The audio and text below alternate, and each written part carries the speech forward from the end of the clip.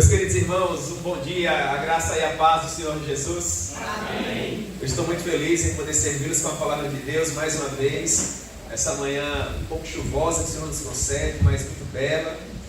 E nesse tempo, irmãos, eu gostaria de convidá-los a abrirem suas Bíblias comigo no livro do Apocalipse, capítulo 2. Os irmãos estão estudando uma série nas cartas que o Senhor Jesus encaminhou para as cidades da Ásia Menor. Hoje pela manhã nós vamos estudar mais uma dessas cartas, a carta que foi endereçada à igreja de Tiatira. Eu gostaria de ler com os irmãos Apocalipse capítulo 2, a partir do verso 18. Amém? Apocalipse 2:18. Esse será o tema para a nossa breve reflexão de hoje pela manhã. Carta à igreja em Tiatira, uma comunidade que ficou pelo caminho. Esse é o nosso tema, tá bom?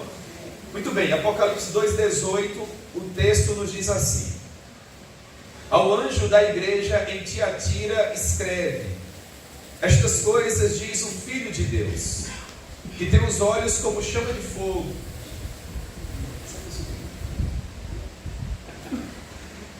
e os pés semelhantes ao bronze polido. Conheço as tuas obras, o teu amor, a tua fé, o teu serviço, a tua perseverança e as tuas últimas obras, mais numerosas do que as primeiras. Tenho, porém, contra ti o tolerares que essa mulher, Jezabel, que a si mesma se declara profetisa, não somente ensine, mas ainda seduza os meus servos a praticarem a prostituição e a comerem coisas sacrificadas aos ídolos. Dê-lhe tempo para que se arrependesse. Ela, todavia, não quer arrepender-se da sua prostituição.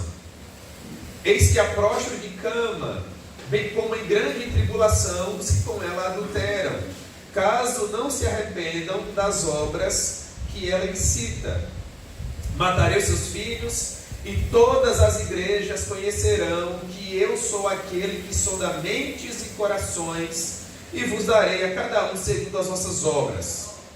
Digo, todavia, a vós outros, os demais de Tiatira, a tantos quantos não têm essa doutrina, que não conheceram, como eles dizem, as coisas profundas de Satanás, outra carga não jogarei sobre vós. Tão somente conservai o que tendes até que eu venha. Ao vencedor, que guardar até o fim as minhas obras, eu lhe darei autoridade sobre todas as nações, e com cetro de ferro as regerá, e as reduzirá a pedaços, como se fossem objetos de barro. Assim como também eu recebi de meu Pai, dar-lhe-ei ainda a estrela da manhã. Quem tem ouvidos, ouça o que o Espírito diz às igrejas. Amém. Glória a Deus. Irmãos, podeis assentar. Muito obrigado. Nós já recebemos uma palavra de oração do pastor Antoniel, com muita honra, com muita alegria. Pois bem, meus irmãos, a cidade de Tiatira era uma das mais opulentas e uma das maiores cidades desse conglomerado de cartas, de cidades que receberam cartas oriundas do próprio Senhor Todo-Poderoso, quando ele declarava as últimas coisas que aconteceriam a João. Aparentemente, boa parte dessas cidades foram evangelizadas no momento em que o apóstolo Paulo se encontrava na cidade de Éfeso. A cidade de Éfeso também fazia parte dessa região da grande província romana da Ásia Menor. E em Atos dos Apóstolos, capítulo 19, versículo 10, o apóstolo Paulo nos diz que, por ocasião daqueles 2 anos em que ele fundou uma espécie de seminário de teologia primitivo na cidade de Éfeso, toda a Ásia Menor ouviu o Evangelho.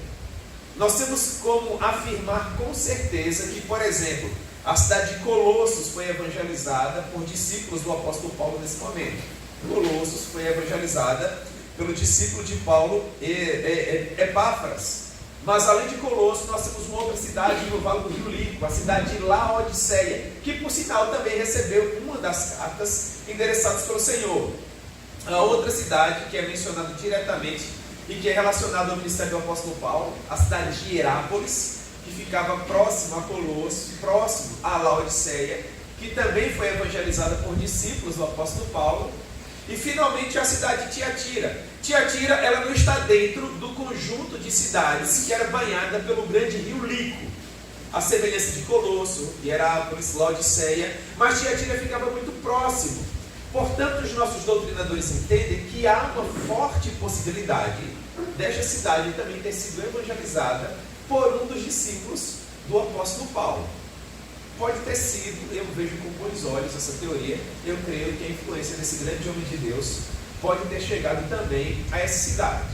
O fato é que, em Atos capítulo 19, versículo 10, o apóstolo Paulo diz que, por ocasião desses 2 anos, toda a Ásia Menor ouviu o Evangelho. Portanto, quer essa cidade que nós estaremos estudando hoje, Tiatira, tenha sido evangelizada diretamente pelo ministério do apóstolo Paulo, quer não, é fato dizer que, muito provavelmente, ela foi alcançada pelo Evangelho em algum momento entre os anos 55 e 58 depois de Cristo. Era uma cidade rica, era uma cidade opulenta, ela ficava bem próxima a Pérgamo, que foi também uma das cidades que recebeu uma carta endereçada pelo Senhor, cerca de 65 quilômetros de distância, e Tiatira se destacava pelo seu comércio poderoso. Em Tiatira nós tínhamos padeiros, pintores, curtidores, oleiros, artesãos, homens que trabalhavam com linho, com lã, com metal, mas haviam fortes comerciantes, haviam pessoas que comercializavam, infelizmente, com escravos, seres humanos semelhantes a nós, que perdiam a sua liberdade. Portanto, era uma cidade poderosa, sobretudo por um produto que era produzido na região, uma espécie de tinta que era aplicada aos tecidos e que tornavam esses tecidos muito valiosos. Uma tinta era púrpura. E havia uma senhora que havia deixado a cidade de Tiatira e viajado através do mar Egeu até a região da Europa, a cidade de Filipos, e que foi evangelizada pelo apóstolo Paulo por ocasião da sua segunda viagem missionária. Não é isso, Luciana? Lídia, a grande vendedora de púrpura oriunda da cidade de Tiatira. Ao que parece, segundo a tradição, essa mulher, após ter sido evangelizada, voltou para Tiatira, voltou para a região da Ásia Menor e desenvolveu um ministério poderoso ali. Nós não temos como afirmar, porque a palavra não nos assegura isso, mas nossos doutrinadores entendem que isso pode ter sido possível. Portanto, Tiatira era essa cidade poderosa, forte economicamente, uma cidade muito rica e de profunda tradição. Provavelmente por conta dessa forte influência que essa cidade detinha em toda a província romana da Ásia Menor, que ela recebeu uma dessas 7 cartas do nosso amado Apocalipse. Mas o que diz o documento? Ora, nós olhamos para o verso 18 e temos as seguintes palavras do Todo-Poderoso. Ele diz assim: ao anjo da igreja em Tiatira escreve: estas coisas diz o Filho de Deus, que tem olhos como chama de fogo e os pés semelhantes ao bronze polido. Primeiro aspecto que nos chama muito a atenção: quem está conversando com a igreja? Ele diz: ao anjo da igreja em Tiatira escreve, estas coisas diz o Filho de Deus. Meus irmãos, é muita autoridade. Imagine que você, por exemplo, fizesse parte da igreja de Tiatira. Imagine que nós estivéssemos há cerca de 2000 anos atrás, na província romana da Ásia Menor, na cidade de Tiatira, em uma manhã como essa, talvez nublada, talvez ensolarada, nós não temos como saber, um documento chegou até a igreja. E esse documento não havia sido escrito, por exemplo, pelo apóstolo Paulo, que costumava escrever cartas, ou por Pedro, que escrevia cartas, ou por João. Nós temos 3 cartas escritas por João no contexto do Novo Testamento.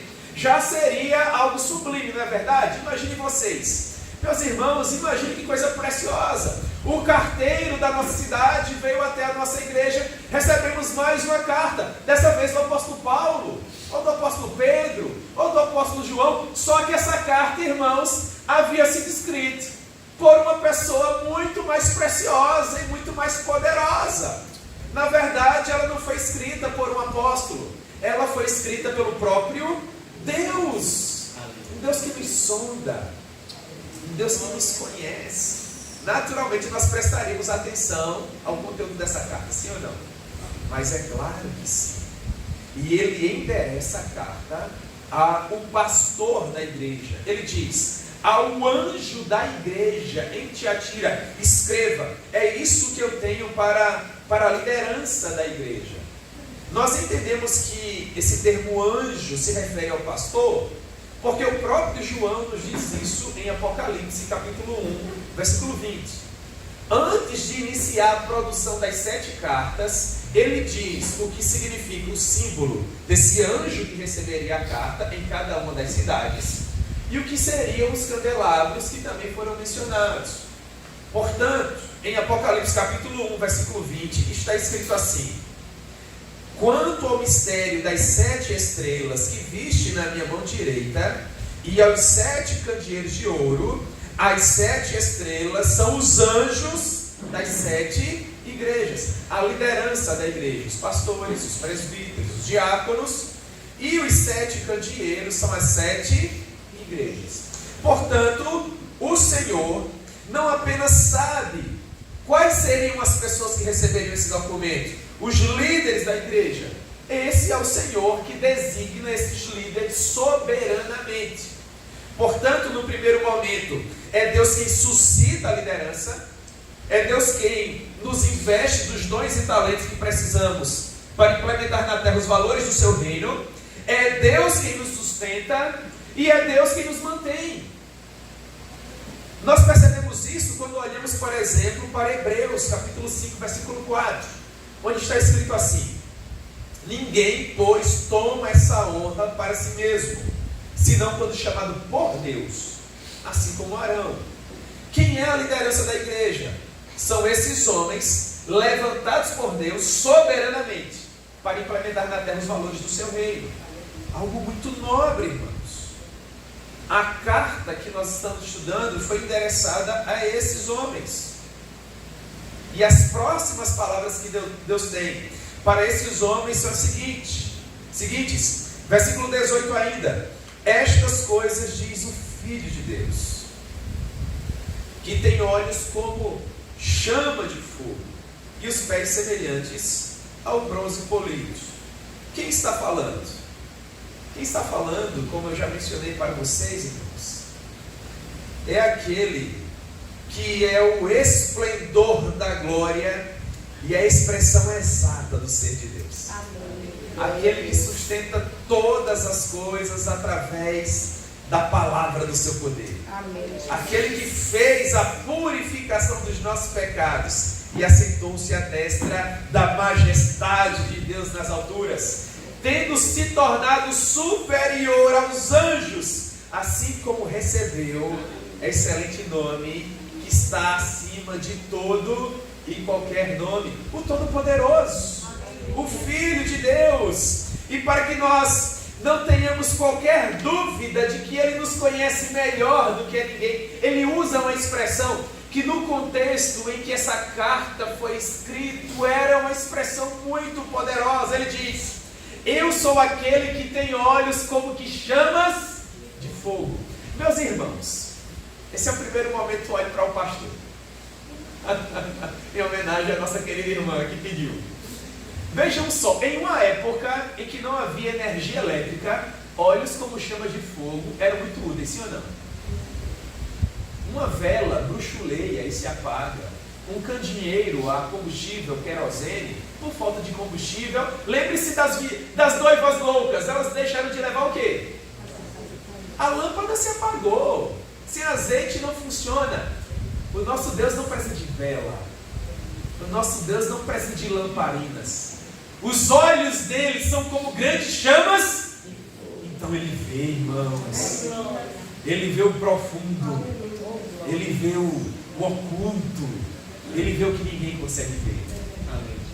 Então imagine que você faz parte da comunidade de Tiatira. Eu faço parte da comunidade de Tiatira. Nós recebemos a carta daquele que é a expressão exata do ser de Deus, a imagem exata do Todo-Poderoso. E ele diz: eu vou conversar conversar com vocês e eu quero desde já dizer para vocês que eu conheço o que acontece nessa igreja. Desde os bastidores até o portão de saída, eu conheço todas as coisas. Os meus olhos são como que grandes chamas de fogo. Eu vejo. Meus irmãos, Ele é todo poderoso por isso, porque Ele é onisciente. Deus conhece a nossa vida, Ele sabe como andam os bastidores. Aquilo que a liderança da igreja não consegue ver, Deus vê. Deus sabe, irmãos, aquilo que nós louvamos no momento do louvor, mas Deus também sabe o que nós conversamos nos corredores. Deus está nesse lugar. E os seus olhos são como chamas de fogo. O salmista sabia disso, e o salmista diz: Senhor, Salmo 139, vocês conhecem tão bem, não é? Senhor, Tu nos sondas e nos conheces, sabes quando nos assentamos e quando nos levantamos. Ele diz: de longe penetras o nosso pensamento, Tu esquadrinhas o nosso andar e conheces o nosso deitar, Tu conheces todos os nossos caminhos. Ainda que não haja nenhuma palavra na nossa língua, Tu já sabes o que vamos dizer. É muito poder, sim ou não? Tu me cercas, ou nos cercas, por detrás e por diante, e sobre nós Tu impões as Tuas mãos. Então, com base nisso, o salmista diz: para onde me ausentarei do Teu Espírito?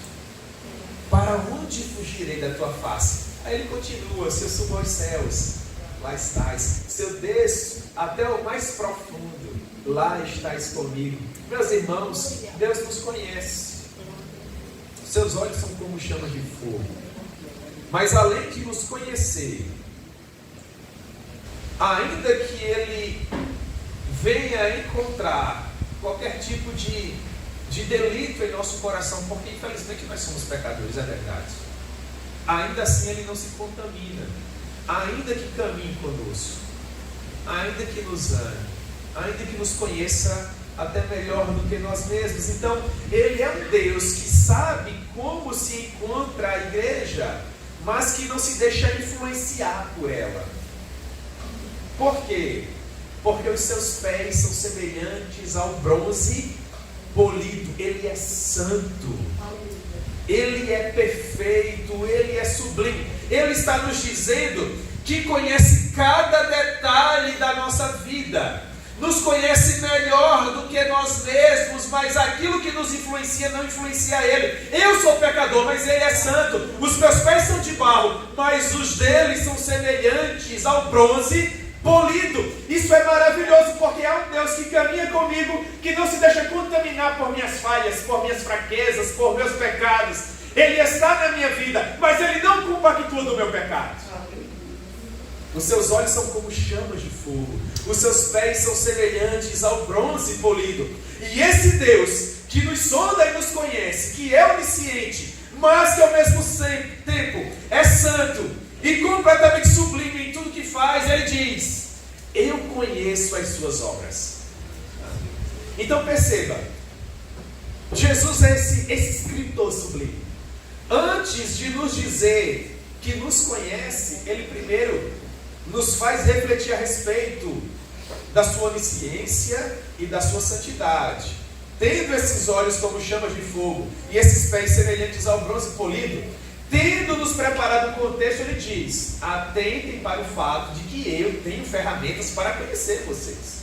Os meus olhos são como chama de fogo, os meus pés são semelhantes ao bronze polido. É com base nisso que eu digo: eu conheço as suas obras. E Jesus constrói dessa maneira para que não haja qualquer pessoa que diga: mas será que Ele me conhece mesmo? Porque eu moro assim tão afastado, né? Eu moro assim tão mais para o interior, a cidade onde eu resido é tão pequena, a minha família é uma das menores em Israel. Será que Deus me conhece? Então Ele diz, para que não haja dúvida: eu conheço você, eu conheço suas obras. Aleluia. Eu conheço suas obras, o seu amor, a sua fé, o seu serviço, a sua perseverança e as suas últimas obras mais numerosas do que as primeiras. É verdade, irmãos. Ele nos conhece. Ele não apenas nos conhece, mas Ele tem autoridade para dizer que nos conhece. Em Apocalipse capítulo 2, no verso 1, quando ele está escrevendo para a igreja de Éfeso, ele diz assim: estas coisas diz aquele que conserva na mão direita as 7 estrelas. Perceba, no verso anterior, Apocalipse capítulo 1, versículo 20, ele diz: as 7 estrelas são os anjos das 7 igrejas. Então, o que nós aprendemos? Que Deus, olha, irmãos, que símbolo precioso. Ele conserva na sua mão direita a liderança da igreja. Por que os pastores estão de pé? Porque Deus é quem nos mantém. Porque Deus é quem nos conserva. A palavra para conservar, a palavra kratem, aponta para aquele que domina, para aquele que exerce autoridade, para aquele que exerce governo. Algumas pessoas, por vezes, se escandalizam com questões que acontecem na igreja e acham que a igreja vai de mal a pior, como se a igreja não tivesse dono. Ele diz que conserva em sua mão direita as 7 estrelas, a liderança da igreja. E não apenas isso. Em Apocalipse 2:1 ele diz: e ando no meio dos 7 candeeiros de ouro. Os 7 candeeiros são as 7 igrejas. Então, na proporção em que a liderança está na mão direita de Deus, ele caminha pelas igrejas. Ele sabe o que acontece, ele está dentro, ele vê.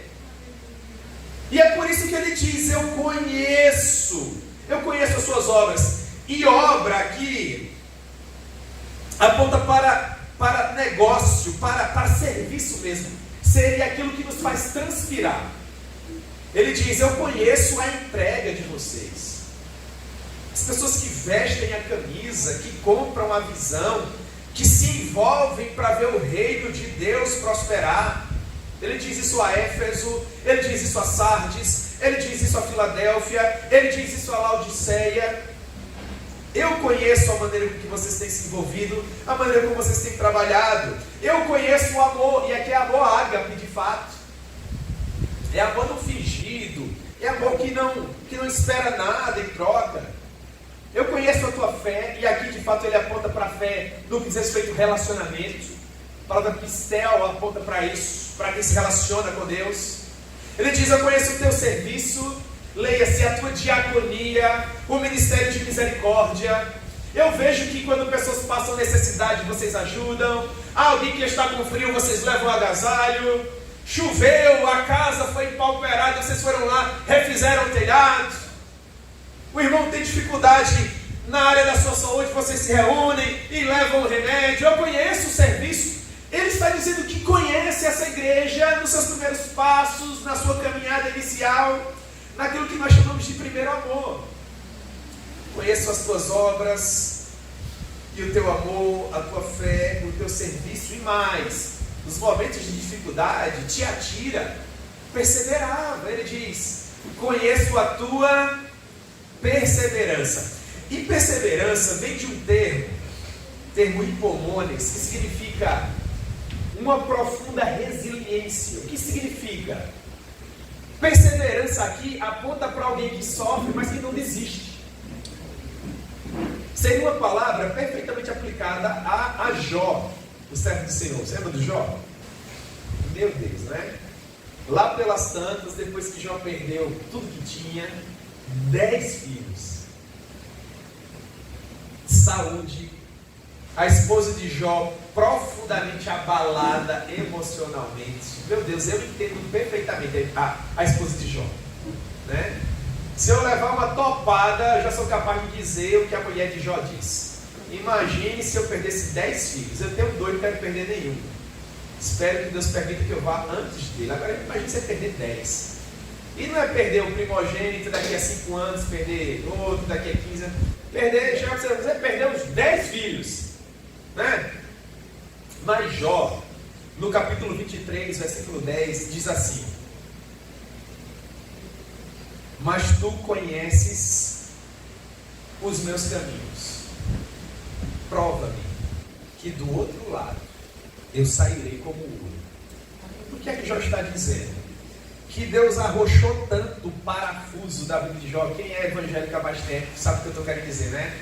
Deus aqueceu tanto o fogo da fornalha da vida de Jó, que em determinado momento Jó disse assim: Senhor, tu me conheces, pode apertar mais, pode aquecer mais, que do outro lado eu vou sair como ouro.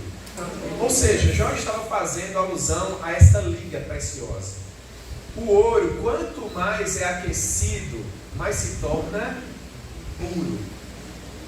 A ideia de ser livre das impurezas, santo, é o que Jó está dizendo.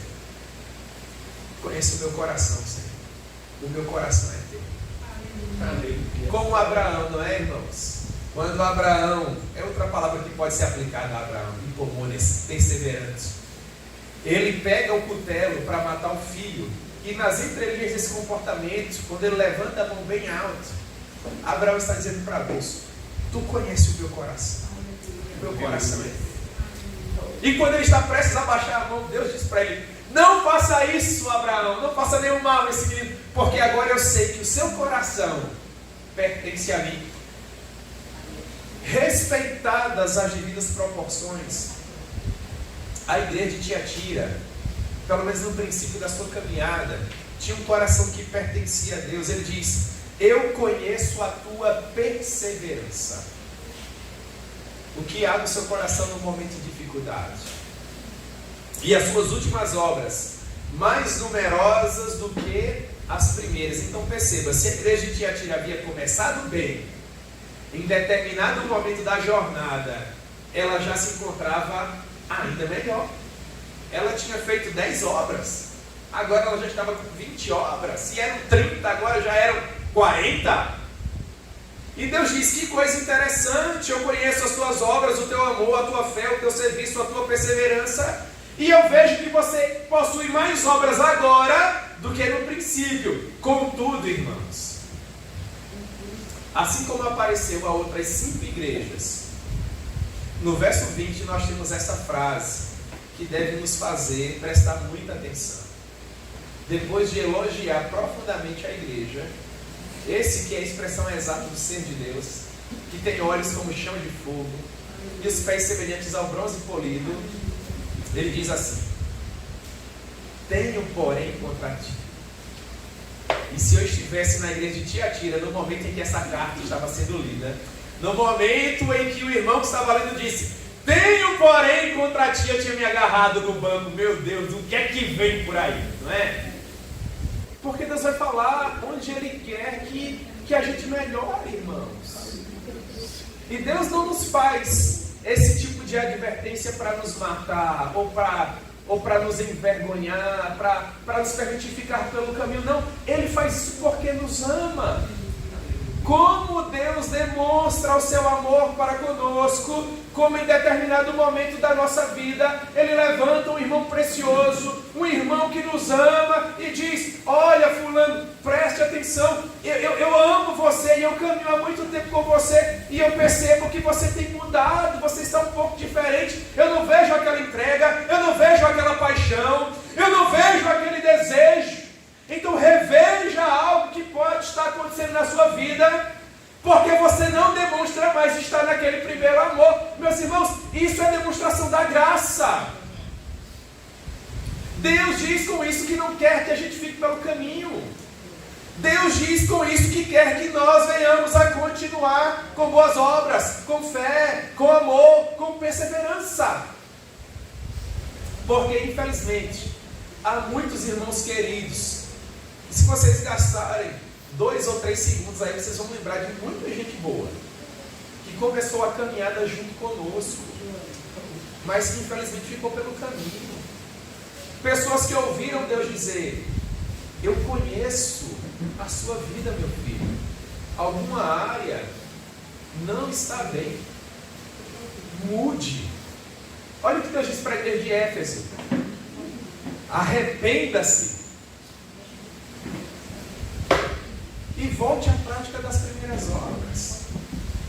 porque senão eu virei a ti e removerei da sua vida o meu candelabro. Vou lhe retirar da comunhão. Irmãos, como isso é forte. Os candelabros não são as 7 igrejas? Quando Deus diz que vai retirar o candelabro da vida, daquela pessoa preciosa, Deus está dizendo que aquela pessoa infelizmente está perdendo a comunhão com Ele, está ficando para trás, porque a igreja está sempre em movimento. A igreja está sempre em movimento porque a cada novo dia a igreja se aproxima mais do céu, da nossa amada Jerusalém Celestial. Quando você vai esmorecendo, perdendo as forças e vai ficando pelo caminho, a igreja não deixa de avançar, mas você infelizmente deixa de acompanhar o ritmo da igreja. E pior é quando isso acontece e você acha que está tudo bem.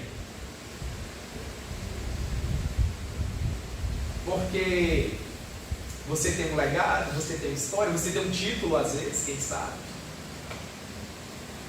E não se deixa mais persuadir. Mas a Bíblia diz que o amigo fiel é como o ferro que afia o ferro. Quando você ama de fato, você não se importa se aquela pessoa vai ficar triste ou não. Você vai ser educado, você vai ser cortês, mas você vai dizer a verdade. Arrependa-se. Tenho, porém, contra ti, verso 20, o tolerares que essa mulher Jezabel, que a si mesma se declara profetiza, não somente ensine, mas ainda seduza os meus servos a praticarem prostituição e a comerem coisas sacrificadas aos ídolos. Deus está dizendo para essa igreja que aparentemente uma senhora daquela comunidade, há 2 linhas de interpretação. Essa Jezabel mencionada no verso 20 pode ser uma mulher, uma senhora, que tinha influência na igreja e ela estava com um ensinamento equivocado. Mas pelo fato de ser uma mulher influente, a liderança da igreja ficava temerosa de confrontar essa mulher e os irmãos, por exemplo, deixarem de frequentar a igreja. Aquela ideia de que se nós confrontarmos a irmã fulana com a sua influência, se sair vai levar 30, vai levar 40, vai levar 50. Então a liderança tolerava o que aquela mulher estava fazendo. Mas há uma outra linha de interpretação que diz que poderia haver alguém no espírito de Jezabel. E Jezabel era a rainha má do Antigo Testamento. Se houvesse uma história animada, pense de uma maneira pedagógica meramente, no Antigo Testamento, a rainha má da história seria Jezabel, perversa, maligna. Ela era a rainha dos Sidônios, casou-se com Acabe, e com Acabe eles fizeram uma dupla perfeita para o mal. Vocês conhecem bem a história dela. Então Deus está dizendo que havia uma pessoa que possuía um espírito de discórdia, de maldade, de vileza, semelhante a Jezabel, e essa pessoa estava dentro da igreja, e a liderança da igreja já havia detectado essa pessoa.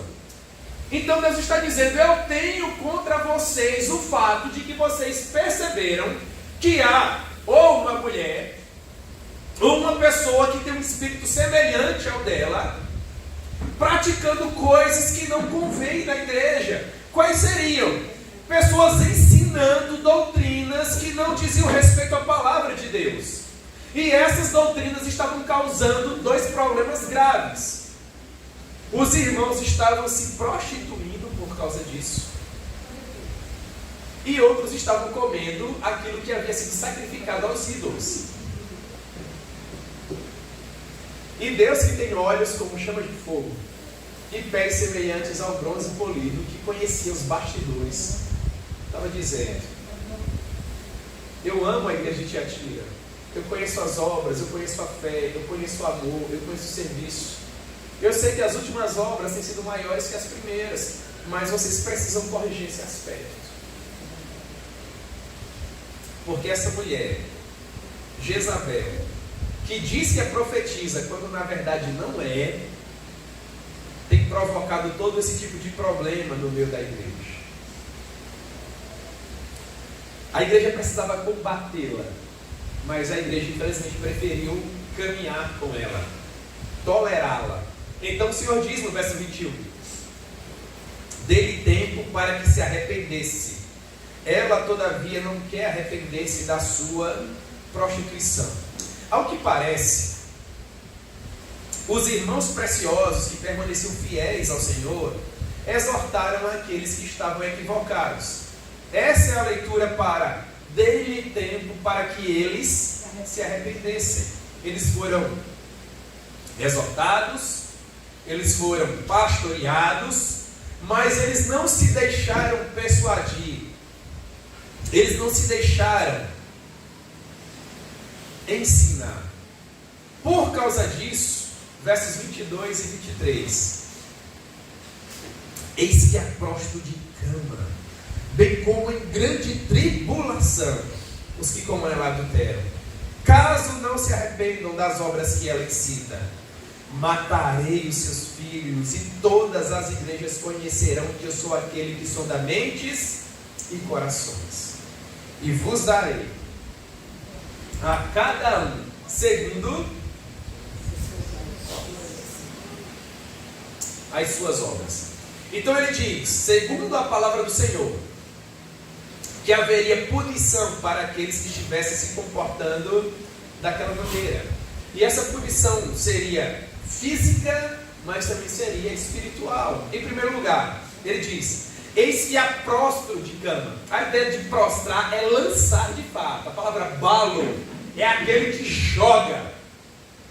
Então Deus não está dizendo assim, se as pessoas que estão se deixando levar pela doutrina dessa falsa pregadora não se arrependerem, eu vou permitir que eles adoeçam. Não, Deus está dizendo, se vocês não se arrependerem, eu vou jogar. O verbo é esse, eu vou lançar vocês na cama, eu vou prostrá-los, não de qualquer forma, mas em grande tribulação. E a palavra tríplices aqui, para tribulação, é dor física de fato.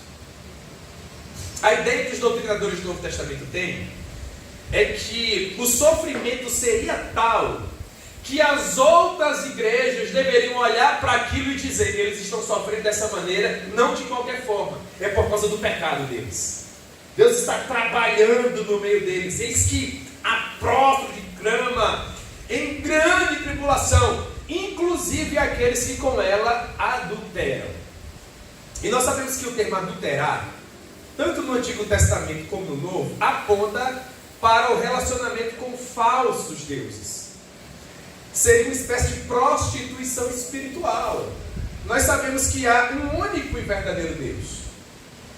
Quando nós servirmos a outros deuses, seja quais forem, o que acontece é justamente essa espécie de prostituição espiritual, essa espécie de adulteração.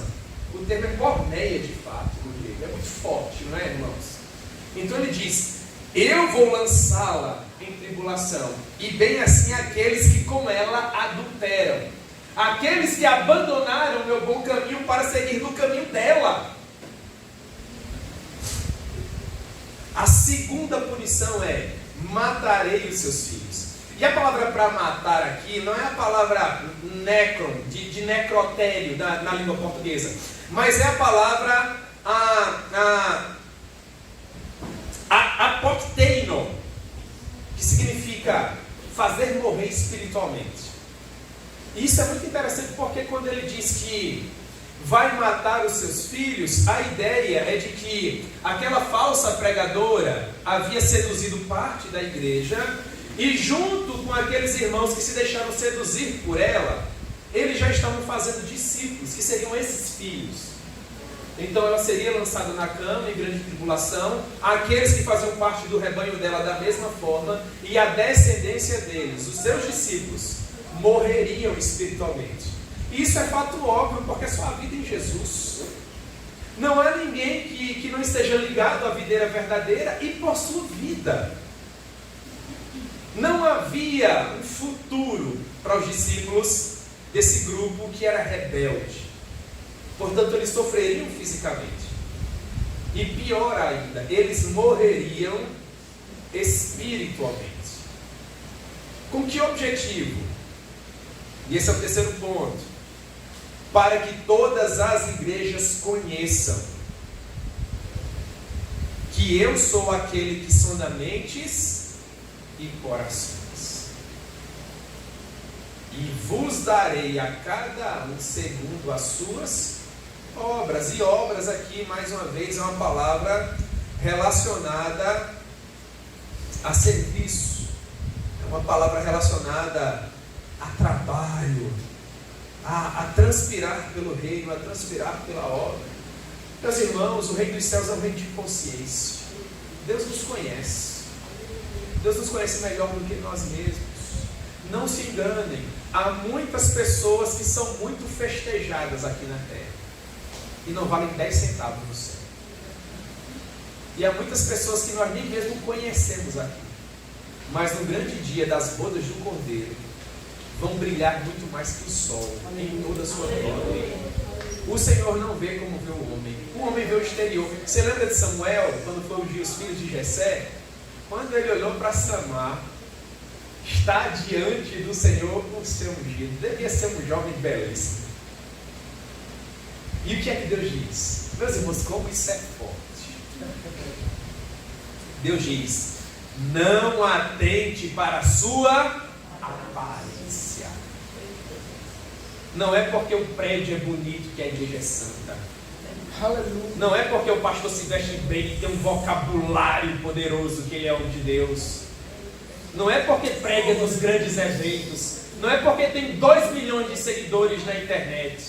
Não atente para a sua aparência. Porque eu rejeitei. Meus irmãos, uma coisa é ser famoso, outra coisa é ser santo. Aleluia. As pessoas confundem muito, né? É famoso, é santo. Não necessariamente.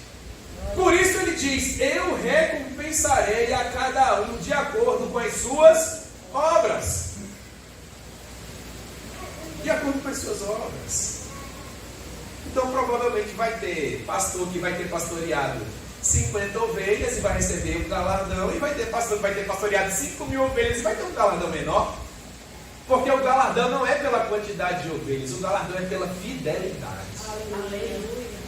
Uma ovelha vale mais que o mundo inteiro. Os números são muito bons, irmãos. A gente tem que trabalhar para a igreja crescer mesmo para a glória de Deus. Mas Deus não nos afere pelos números que nós temos. Deus nos afere pela nossa fidelidade. Deus não está à procura de igrejas grandes. Deus tem poder para torná-las do tamanho que Ele quiser. Deus está à procura de igrejas fiéis. Aleluia. Isso não vai ser desculpa para você dizer: eu vou deixar de orar para a igreja crescer, porque Deus quer a igreja fiel. Não. Deus está à procura de igrejas fiéis, porque Ele recompensará a cada um de acordo com as suas obras. Então vem uma palavra de conforto, e aqui nós encerramos. Ele diz assim: digo todavia a vós outros, verso 24, aos demais de Tiatira, a tantos quantos não têm essa doutrina, esse ensinamento dessa falsa profetisa dos seus discípulos, que não conheceram, como eles próprios dizem, as coisas profundas de Satanás. O Senhor Jesus é até meio sarcástico aqui, porque aquele grupo que se afastava da comunhão diziam que eles eram espirituais, que eles eram profundos. Aí Jesus diz: eram profundos nas coisas de Satanás.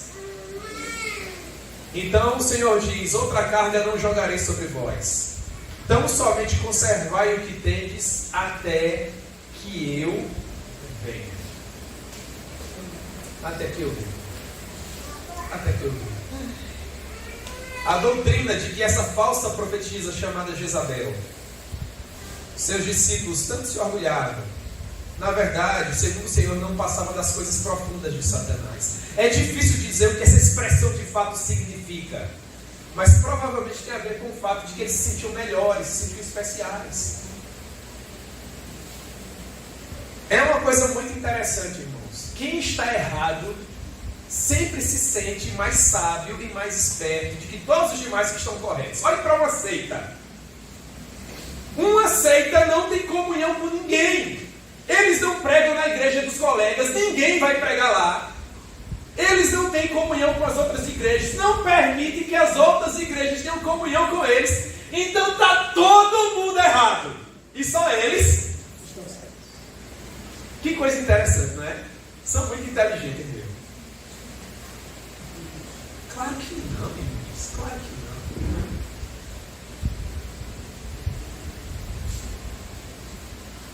Tudo que a igreja precisa fazer, irmãos, é permanecer fiel. Nós seremos atacados, assim como a igreja te atira a falso ensinamento a todo tempo.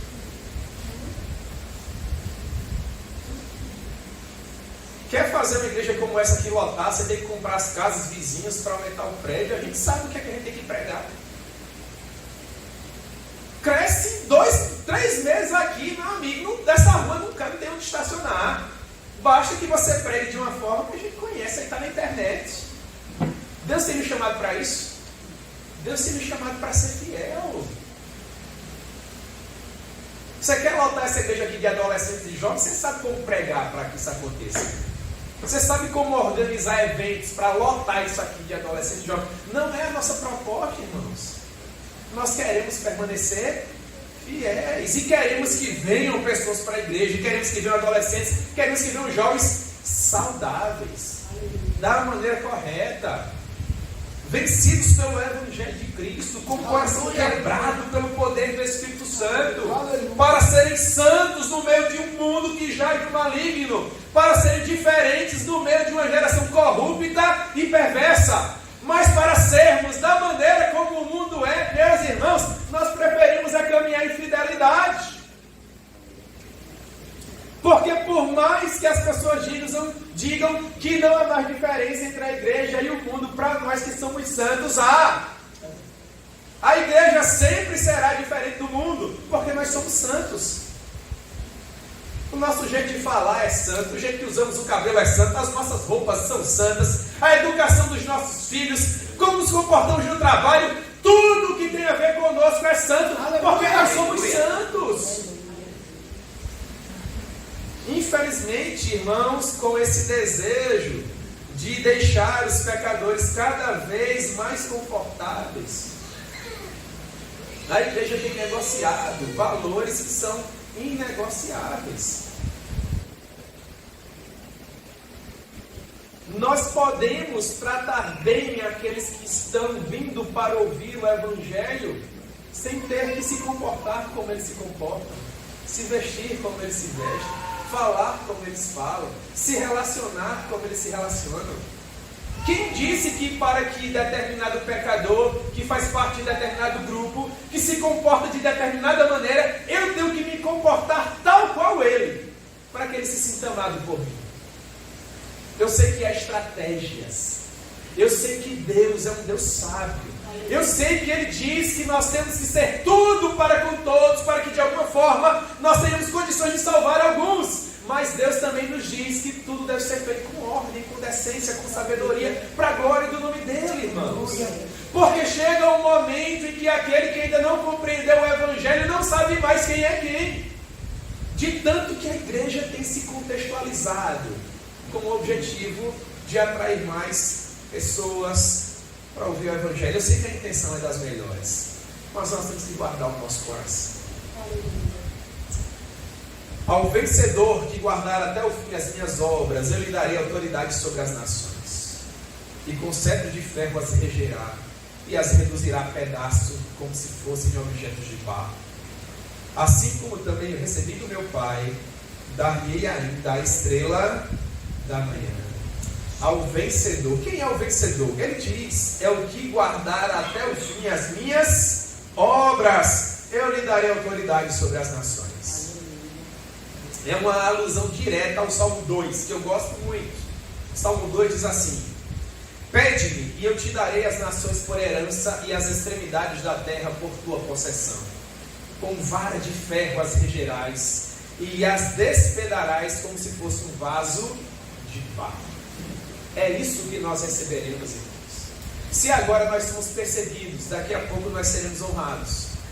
Se agora nós somos, irmãos, atacados, injuriados, daqui a pouco, com cetro de ferro, nós estaremos regendo as nações. se agora nós somos o vermezinho de Jacó, daqui a pouco, os poderosos da terra, perante o que Deus vai fazer, não passarão de vasos de barro. Vale a pena ser fiel. Aleluia. Vale a pena esperar. Porque aquele que há de vir, virá e não tardará. Aquele que chegar até o fim, eu dar-lhe a estrela da manhã. Quem é a estrela da manhã, irmãos? É o Senhor Jesus. Em Apocalipse capítulo 22, versículo 16, está escrito assim: eu, Jesus, enviei o meu anjo para vos testificar essas coisas às igrejas. Quem está falando? É Jesus. Esse que tem olhos como chama de fogo. Então ele diz, Apocalipse 22, 16: eu sou a raiz e a geração de Davi.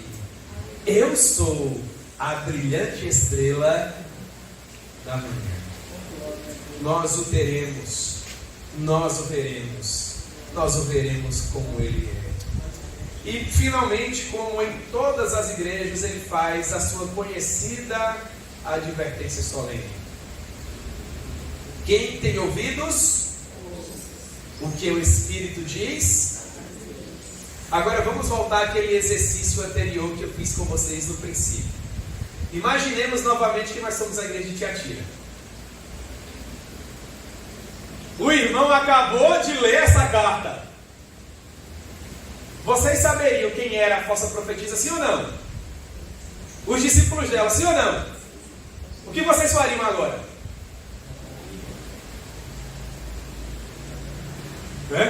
Senhor, misericórdia, guarda o meu coração. Aleluia. Eu quero permanecer na tua presença, Senhor.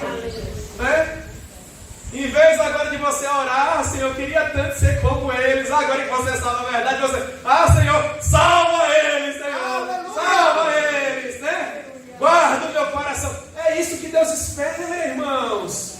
Deus não quer com uma carta como essa nos chatear e nos envergonhar absolutamente. Deus quer nos salvar, nos encher de poder, de uma vida mais santa. Está mostrando aquilo que porventura está errado. E meus irmãos, não há igreja perfeita.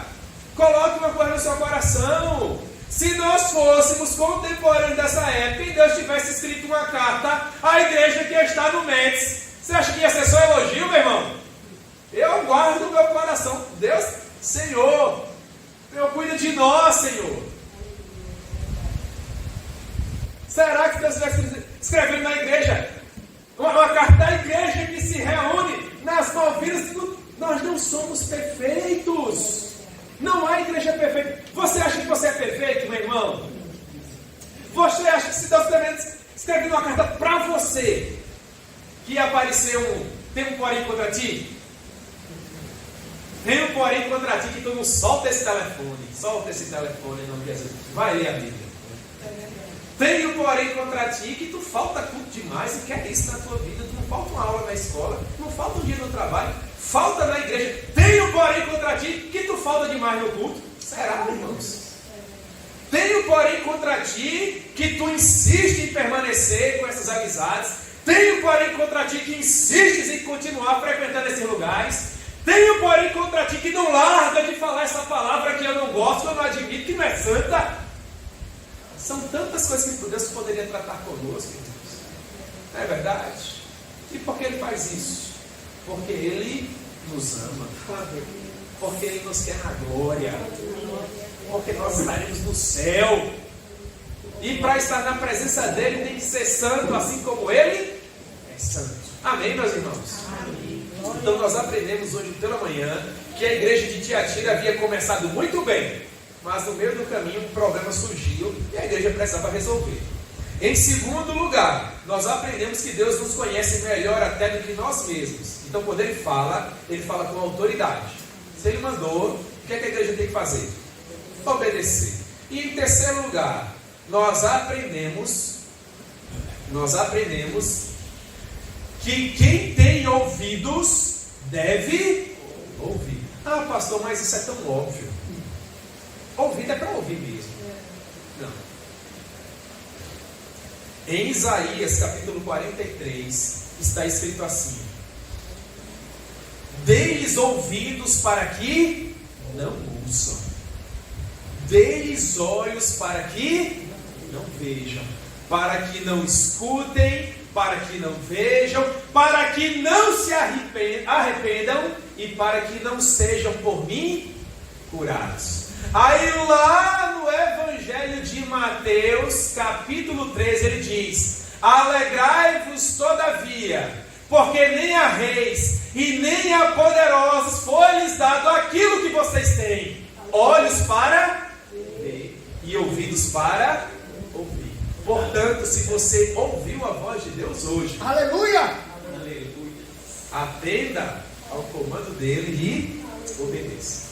Porque se você conseguiu ouvir, é porque você recebeu ouvidos dados por Deus. Aleluia. Para que você se arrependa, mude de vida e vá morar no céu por toda a eternidade. Vamos orar, meus irmãos. Meu Deus, nós te amamos com toda a força do nosso coração. Nós agradecemos a Ti pela manhã tão preciosa que o Senhor nos deu. Muito obrigado, Pai. Obrigado pela Igreja Doutrina Primitiva do bairro das Malvinas, pela vida do pastor Isaac, pela vida do pastor Toniel, dos demais oficiais dessa igreja, demais pastores que se espalham pela cidade pregando o Evangelho. Obrigado pela vida de cada irmão, de cada irmã, de cada jovem, adolescente, criança, todas as pessoas dessa igreja tão preciosa aos teus olhos, Senhor. Continua fazendo a tua obra nesse lugar. Concede-lhes graça, poder, unção do alto, ó Deus, para que eles sejam sal da terra e luz do mundo, até que finalmente o Senhor retorne para nos buscar. Em nome de Jesus. Amém. Muito obrigado, irmãos. Deus abençoe.